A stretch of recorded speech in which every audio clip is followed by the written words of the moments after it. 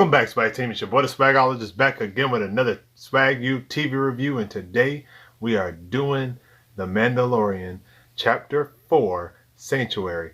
Now, this episode starts off a little bit different than normal episodes. Normally, we have something to do with the Mando. We see Mando doing something. We start off with Mando. But this time, we start off in this little village where they're picking up these blue crawfish-looking creatures. I'm going to call them blue crawfish.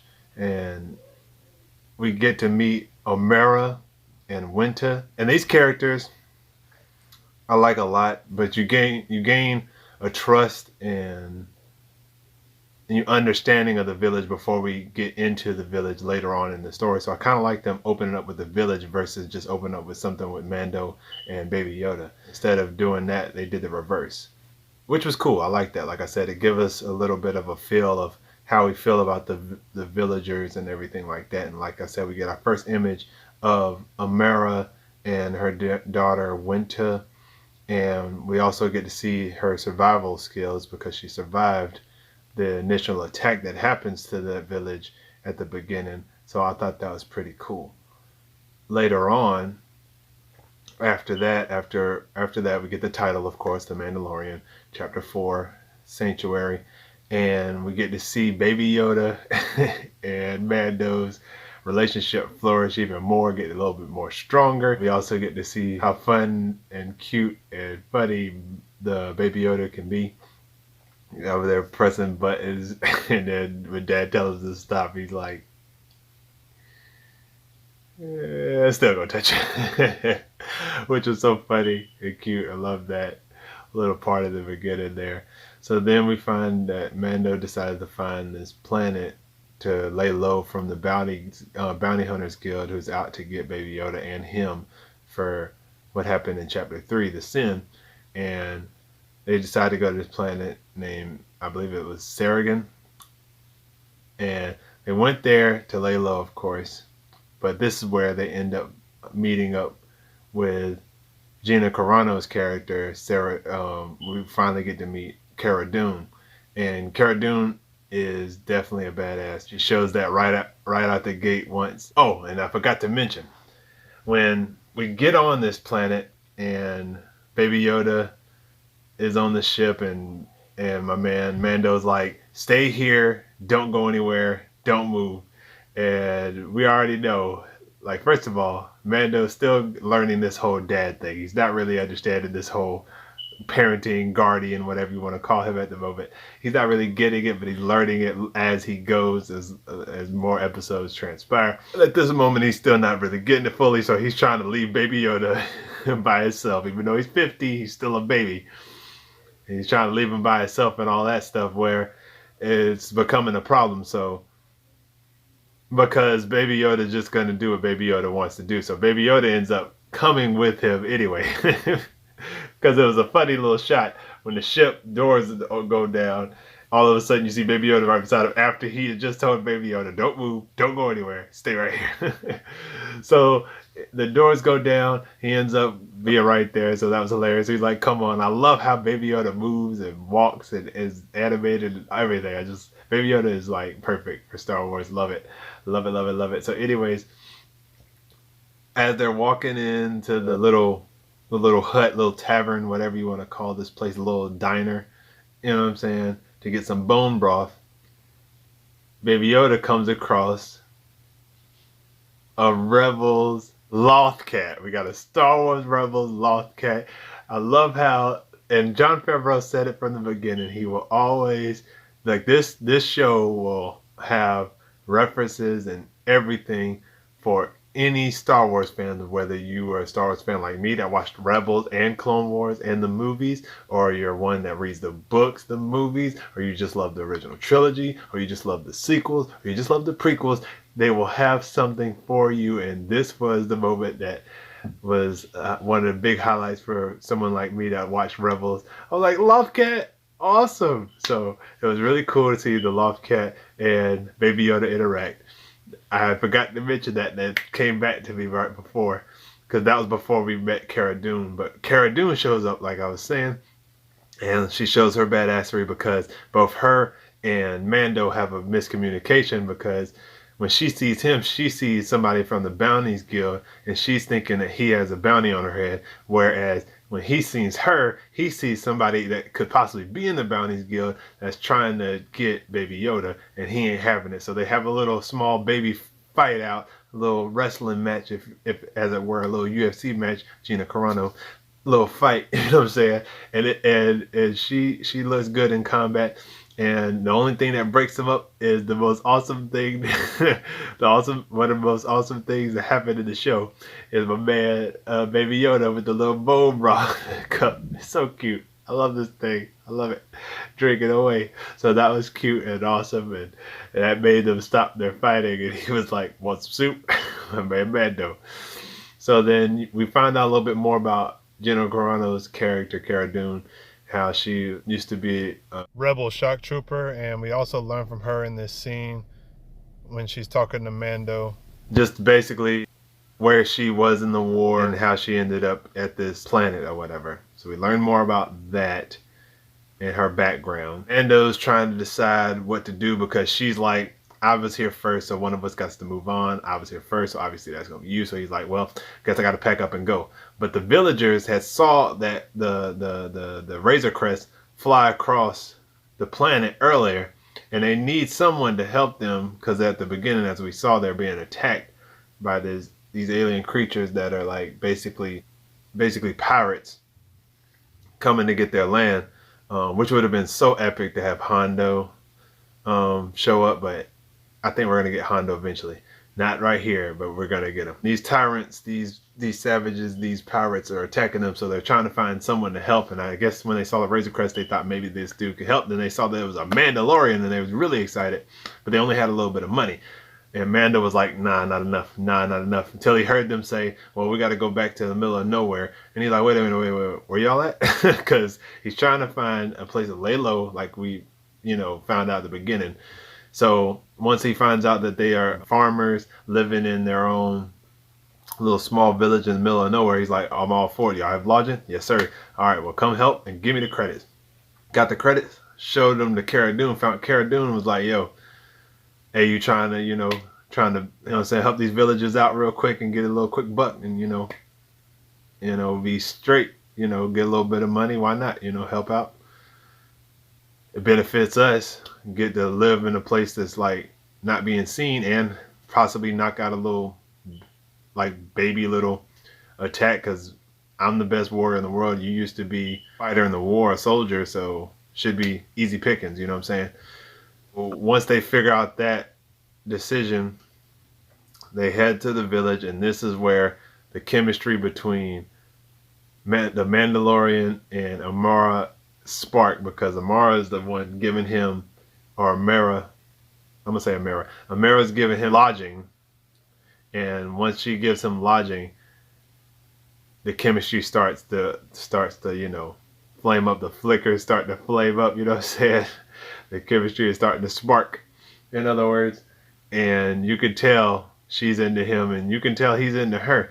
And through her talking to him, we find out more about Mandalorian's backstory and how he wasn't born a Mandalorian, which I've kind of grasped, and it's been hinted at through blacksmith scenes, all the armorer scenes, you know what I'm saying? When he's talking to the armorer or the blacksmith or whatever.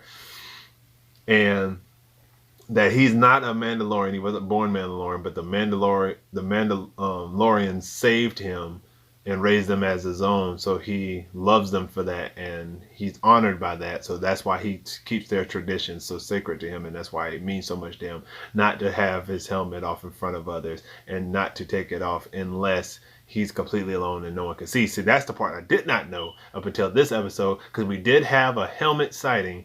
He took off the helmet, but no one was around to see it, and no one looked up to see it, so he could take it off while eating or whatnot. But he has never shown his face in front of anyone else ever since he was a child, which is very interesting. So then we get to the point where Mando and Cara Dune have to go off to find the enemy to bring them there, because they had to set up a plan. And they had to figure out what they're going up against. So Mando and Cara Dune go out and they find out that this group of savages have a ATST, which was like not what they signed up for, which is Cara Dune's line throughout this whole episode. And it was like, oh no. So once that happened, Mando's like, bad news, y'all can't live here anymore. Which was hilarious because he just doesn't get the whole sentimental thing, but he is good at heart, as we all could tell. So she tries to tell them basically almost the same thing, but in a better way. And then he's like, you know what? We could teach them. So then we have a I'll make a man out of you type moment where they're teaching them how to become warriors and stuff like that. And this whole episode is basically a shout out to Kurosawa's films and Seven Samurai, stuff like that. Definitely homage to those type films. So that's what we're basically getting with this episode. This episode is basically a whole side mission, but I have no problems with that because, like I said, we learned a lot more about the Mandalorian's background, and we learned a lot about Cara Dune's character, or at least we learned about the Cara Dune's character, which was good. So we learned a lot more about our characters. So if we learn more, then it doesn't matter if they go on a little side mission. It is okay, and it's fine with me. It kind of reminds me of kind of like Clone War episodes, some Clone Wars episodes where they go on little side missions. But it did flow with the story and move the story along because, like I said, the power between the power of the chemistry between Mandalorian, the Mando, and Amira was very strong. And I want to see if there's going to be more to this later on in the series. So the battle is going to begin now because they taught them what's up. They learned. We found out also, like I said, we learned a lot about our characters. Amira she knows how to use a weapon, and she's actually pretty good shot. So I wonder where she learned this from, how she learned it, because I don't think the episode revealed it. If it did, let me know in the comment section below because I can't really remember off the top of my head right now. I've seen this a bunch of times, but I've seen the other episodes because I'm a little behind on my reviews, and I apologize for that. I'm going to try and knock these all out today like I'm doing. But anyways, the battle commences. So we bring them out, and I love the way this battle is shot. I love the way the ATST is brought out with the red eye. It looks real dark and sinister and awesome. And it just comes in and it looks smooth, it looks cool. And like the battle was just pretty epic. And I like the way the Mandalorian and Cara Dune work together to defeat the ATST. And I like how the villagers didn't mess up anything, because sometimes you'll have the villagers mess up the whole plan, but actually it really didn't. It's just the ATST was a little bit more smarter than they thought it was. But then the people, at least the people controlling it. So then it took Mando and Cara Dune's character to come together and figure it out, and they did, and it was pretty awesome how they defeated it. So then we come towards the end of the episode, and this is the longest episode so far of the show. And like I said, I'm cool with it. I know it was a side mission, but it had some really good things going on about it story-wise. And also I enjoyed seeing the Loft Cat from Rebels. That was a really cool Easter egg shout out, reference. Love that. But this was the most crazy and scariest thing, the most evilest thing that they could put on TV is the crosshairs on Baby Yoda. Because right now we're thinking, because both Cara Dune and Mando are having a conversation about how Mando, the reason he doesn't take his helmet off, and she's all like, if they take it off, will they kill you? He's like, no, but if I take it off, then I can never put it on again.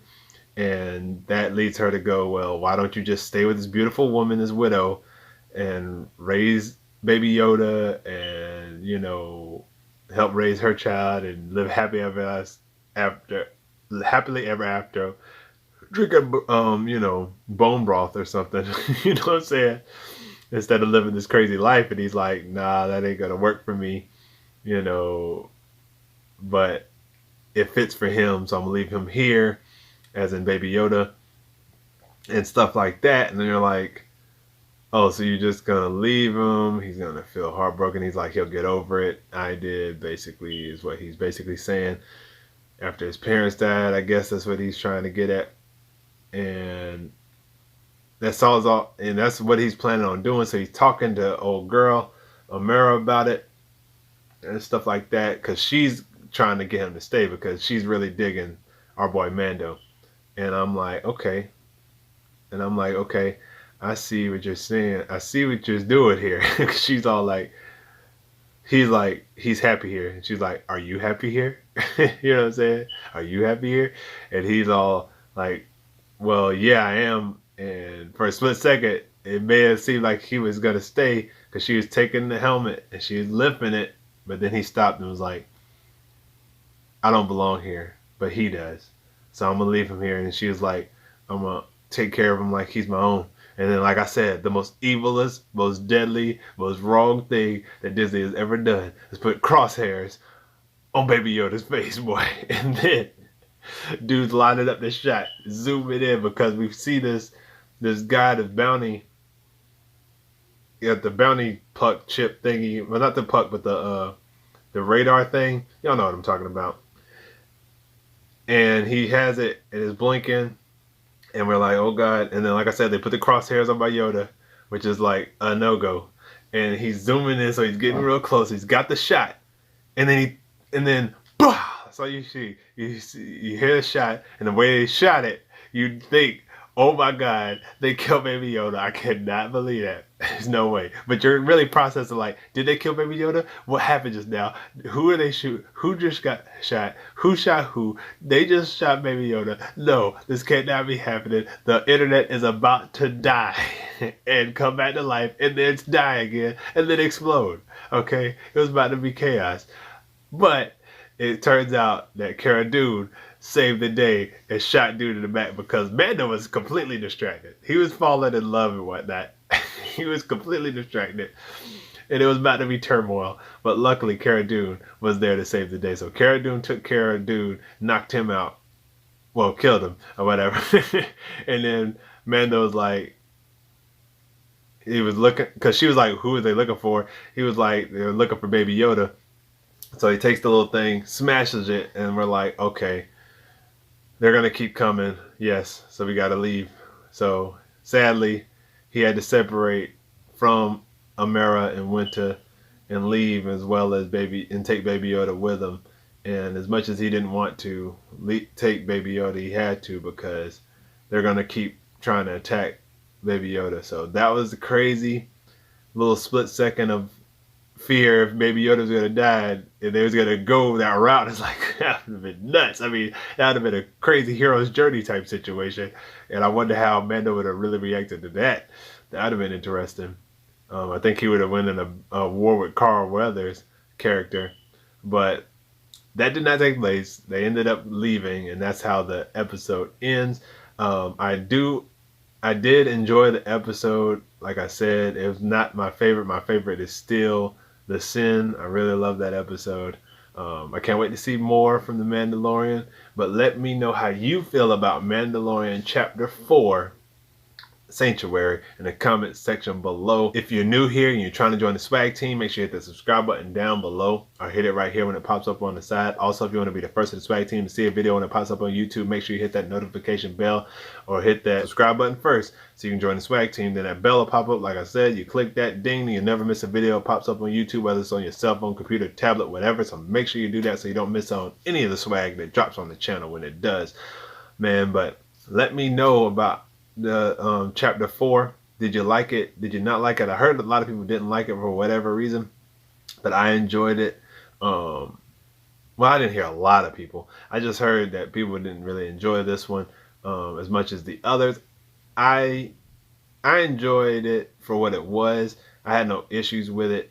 My favorite episode is still episode 3. I was hoping episode 4 would be, better, and I was just gonna keep getting better. But it's fine that it's not. I still love the show. I'm going to tune in every week. So Let me know how you feel about it. Like I said in the about chapter 4 in the comment section below and on those social media sites down here at the bottom. And until the next video, I love y'all 3000. I'll holla. Peace. This is the way.